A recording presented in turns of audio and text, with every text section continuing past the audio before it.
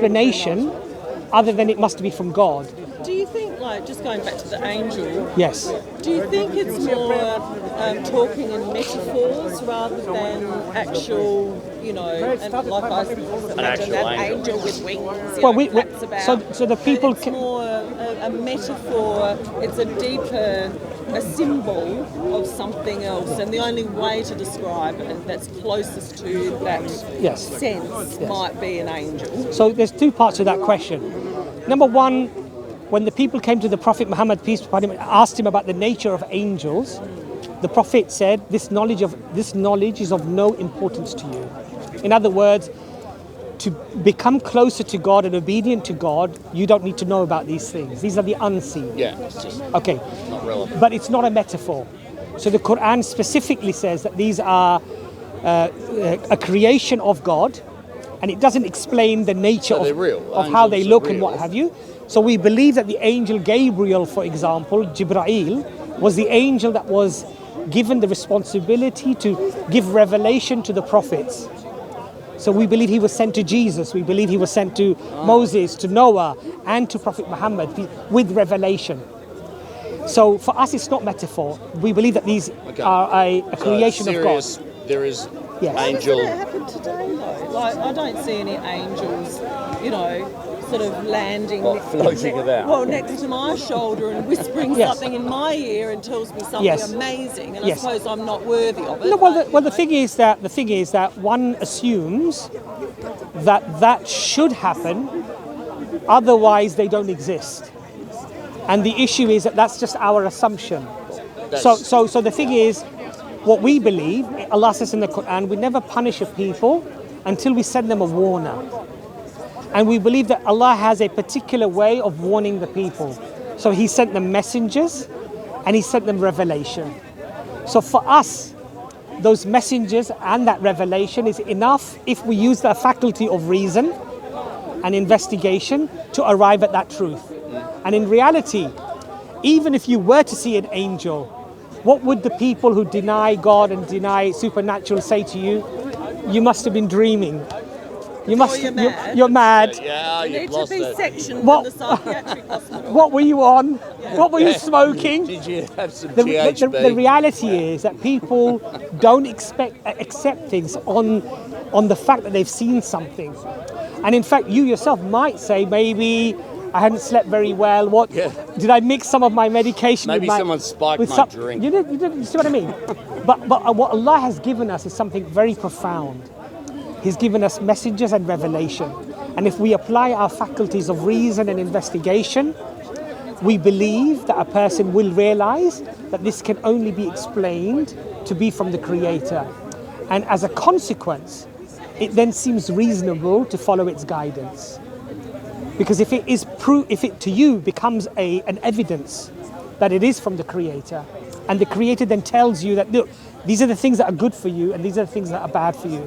These things are distasteful to God and these things are honourable and good to God, then it seems reasonable to follow that guidance. I wonder though, to follow something completely and holistically, you know, just that's it. I am shutting out everything else. Yes. Is that not a narrow-minded way of living? Because I wonder sometimes, you know, well, there's a creator, yes, you know, I'm not sure. I accept there might be, there might not be. I open-mindedly think, oh, there could be a whole range of things here, rather than going, no, I'm following that line, I'm shutting everything else out because I just disbelieve that. Yeah, what about Zeus?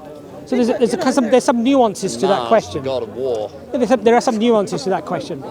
So Islam does not strip you away of your culture. That's the first thing. And a great part of your doing what you're doing in life is actually attached to culture and not to any, let's say, religion, for example. That's very true. Or any political movement even. Yeah. So as an English man or a Scottish man or a Australian man or woman, there are many cultural aspects that would not conflict with religion. And there might be some things, like for example, drinking of alcohol or having, let's say, intimacy outside of marriage, which would be regarded as immoral in Islam. So those things you wouldn't do. But many things that are cultural to being an Aussie. You still do. Right? You can do. There's no problem with that. There's plenty of Muslims in Australia. So, for example, on Friday we're told to wear our best clothes and go to the mosque. So I asked my uncle, who's a scholar, does that mean I've got to dress like an Arab? He said, well, you're born in England, aren't you? I said, yes. He said, that's your culture. Wear the best attire that is modest of English culture. So a puffer jacket and jeans. It could be or a jacket, or it could be a shirt, or it could be just a hoodie. Well, it could be a hoodie, right? So that's not, Islam does not strip you of that culture. But when it comes to morality, if I have for myself verified that this seems to be from God and it can't be any other way, and it tells me that this act is immoral, then it seems illogical to me to still do it on the basis that I think it might be okay. Because what I'm then saying to myself is, okay, it's from God. God is all-knowing. He's more intelligent than me or anything else that exists, but I'm going to do what I want to do rather than what God tells me to do. Well, I mean, you sound to me like you're not one of those fundamentalist types, right? Because there are plenty of those that believe, for instance, this is the way it has to be. It's very narrow. Yes. Women need to wear burqa and hijab, and they need to be covered. And if they're uncovered, they're uncovered meat, and they're I just think that's horrendous. And particularly when you hear that there are women in Iran that want to tuck the burqa or the hijab away, and they're not allowed to because the religious police will arrest them. So there's components, I suppose, that I wonder about Islam. Why this it's a good question. It's a good question. Look, first of all, we have to realise that when it comes to respectability and honour, women throughout history themselves, without men telling them, regarded modest dress and covering up as being modest and actually being respectful. Even English culture, up to the 30s and 40s, if you look at the old... Until Britney Spears. Exactly. If you look at the black and white old videos of English women, they wore scarves and they look more like Muslim women than many Muslim women today, right? That's true. That's the reality. Now, I would suggest to you, sister, is that people have now been indoctrinated into thinking actually that that's oppressive and repressive. But in reality, women throughout history did not regard it to be oppressive. No. It's about the choice component. Yes. And it's about choice, I think. When the choice isn't there, yes. And you might like to just wear what I'm fairly modest today, I would imagine. Yes. Thank you. For once. For once. And that I choose to look like this, but there are people that have to cover up, and they're not allowed to not have. Well, in reality, the Quran says there's no compulsion in religion, and this verse was revealed. All right, so that's an interpretation then. It says it very, very clearly. There is no compulsion in religion, and actually, the context of this verse came down because at the time the Arabs of Medina had a custom. They used to give one of their sons to the Jewish tribes, because they regarded the Jewish tribes to have literature, they had forts, they were often the landowners, so they gave them one of their sons. Now when their sons grew up, they grew up as Jews. When Islam came, the parents wanted to reconvert them to Islam. The Quran came down with this verse. There is no compulsion in religion. In other words, if they're free to so either can or can't. Or they can't, but you can't force them. That doesn't explain. Now, for the women or for the man, the Quran very clearly says, tell the believing man to lower his gaze. So the first hijab or control is on the man. Lower your gaze. Don't be a perv. And tell the believing woman to dress modestly. Hang on. Now the question is, what is modesty? That's the question. Now you're saying to me in 2022, it is perfectly modest for a woman to be dressed in a particular way. And what I would argue to you is that this is not actually inherently modest or immodest from a, let's say from a a perspective of secularism or liberalism or modernity, but this is purely to do with a fashion trend that has changed over the years. It should be okay. Now, the point I'm trying to make to you is this. What would make something right or wrong when it comes from a moral stance? Should it be social consensus that drives something in a particular way? Or is God the best judge to be able to judge that actually this is what I am telling you is modest? So what do you think? And the point that I would make to you is that once you're convinced that the message of Islam is indeed from the Creator, then when it tells the man to dress modestly as well, and it tells you what you... So for example, a man cannot expose from his knee to his belly button, even if he's Women go working. crazy if they see your knees. Right? Yeah, well, there's a reason, because Islam says that would be less than that would be immodest. You're right, I've got about 10, 15 minutes, haven't I? Yeah. So now a man could say, well, that's ridiculous. If I want to wear like little dinky shorts outside, it's perfectly fine. My culture allows it. That's horrible. It's perfectly for all right. Englishmen. We have bike rides in London where people are completely naked. Yeah. They don't wear a thing. And that culturally now is okay, do it if you want to do it. So my point to you is, if you're convinced that the message is from God, then surely if God says to you, this is the better way for you, then even if your heart doesn't desire it, even if through social engineering you've decided to change your mind on things, that can't be the criteria but it doesn't go back to judge. it's not the... You haven't sort of addressed the choice part. It's Yes. the choice where... Have any of you been to a Muslim country? You might choose to go. Have you been to a Muslim country, Dubai, or have you been to... Right? Malaysia. Malaysia? But yeah, Okay. I mean, Do the women get arrested? Do the women get arrested there if they don't wear their hijab Oh, well, they're in Iran. in Malaysia? Well, but you see, but then you see, you quote to me Iran, okay? Now, I think it's more a woman extreme not wearing a interpretation. hijab in public should not be arrested and punished for that crime. Well, I've been to Saudi. Saudi's pretty And much if you go to Saudi, you'll have women there who will wear the hijab. Some of them will wear the niqab. No, but you'll find that some women don't wear it there. But they have to. They're not arrested and jailed. Some are. Well, the point that I'm trying to make to you is that Islam tells you what is best for you to do and how to lead your life. People break rules all the time. I can see a guidance point in there. People break the rules all the time. But what we don't do is this. Just because some Muslims drink alcohol, we make alcohol allowed. Just because some men don't dress modestly, we say, okay, it doesn't matter whether you dress modestly or immodestly. Just because some women don't dress modestly, according to the Islamic Sharia, we don't then say, oh, it's okay to do that. The rules are the rules. But however, whether you follow them or you don't follow them, it's up to you. Now, just as in Europe and in America and possibly in Australia, you may have certain cultural sensibilities and certain laws. In France, it's illegal, for example, to burn the French flag. You'll get arrested, you're put in jail.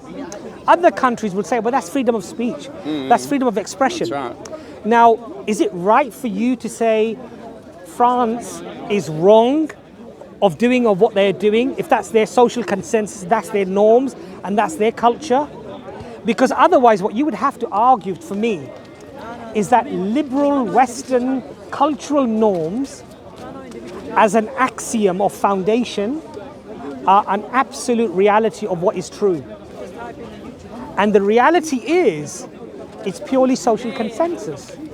It's purely fashion and how things have moved on. That frame or that fabric, say for instance, Britain, its foundation is a certain way with certain values and certain ways of living and certain beliefs and freedom of speech and dress how you like, and then there's new internationals and different cultures coming in that don't necessarily take on the Western way of thinking, and they find they're up against and they're resistant to that kind of way of thinking, and they don't like it, and there becomes conflict in society. Clash of civilizations. And it is a clash of values, essentially. The point to that is that as a Muslim, I can't. If I come to Australia, I can't impose the Sharia upon you. I can't say. They try. Well, this is not. There are pockets. But this is. That is true. But that's not. But There are certain pockets okay, but that but give that's it a not go. Islam. That might be some, possibly some Muslims who might want to do Dressed that. up as Islam? But no. But what I'm trying to explain to you I is think that more extremist. Look, But this is what we see. but right? sister, this look. is what we hear. When you went to Dubai or when you went to Malaysia, did you dress like a Malaysian? No. You dressed in Western clothing, right? In this case, we went to Did the Doha. Malaysian say to you, "Why you dress like that? You've got to dress. You Tell you what, got they look you got to dress in our attire." nasty look. They no. treat you differently. Nasty. I find Westerners generally, and I've been to many Muslim countries, you would get treated better even than me No. because you're guests and you're I haven't- Westerners. No, I haven't experienced that. If you go to Dubai, you go to Qatar, you go to Oman, you go to Kuwait, okay? I have friends who are white English men who say, you know what, we get treated very differently even from you guys.